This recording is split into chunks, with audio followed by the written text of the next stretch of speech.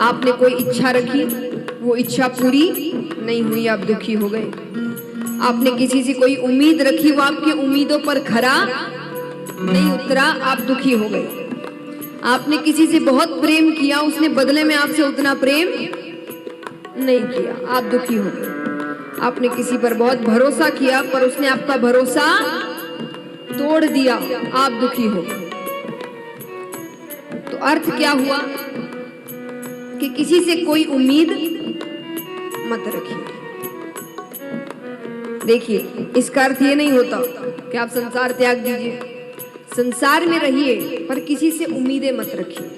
अब मान लीजिए अगर आपने कभी किसी से कोई उम्मीद नहीं रखी होगी और वो आपको धोखा दे दे, तो आपको इतना दुख होगा?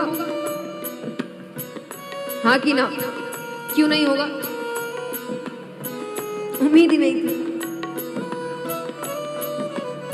सोचिए आपके जवाब में कितनी खुशी है कि वो आपसे अगर कुछ कहे भी, भाई मुझसे ऐसा ऐसा हो गया, तो आपके मन में होगा तो मैंने उम्मीद रखी भी नहीं थी, मैंने तुमसे कोई उम्मीद रखी भी नहीं थी।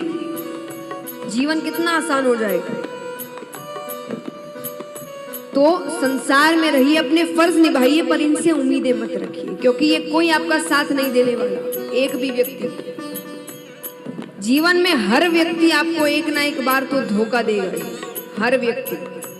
अब वो कभी कभी धोखा कार्यों के माध्यम से हो जाता है, और कभी कभी किसी का जीवन धोखा दे जाता है कि आपने किसी से बहुत प्रेम कर लिया और उसका बुलावा आ गया, अब आप रह नहीं पा रहे, उसके जीवन ने धोखा दे दिया। तो अर्थ है कि धोखा तो होगा, वो तो जरूर मिलेगा। तो इसीलिए संसार में रहिए, परिवार में रहिए, पर आशा किससे रखे? सच मायने में रिश्ता किससे रखे? जो कभी धोखा नहीं देता। भक्त कहते हैं, आशा एक राम जी से, तुझे आशा छोड़ दे, आशा एक राम जी से, तुझे आशा छोड़ दे।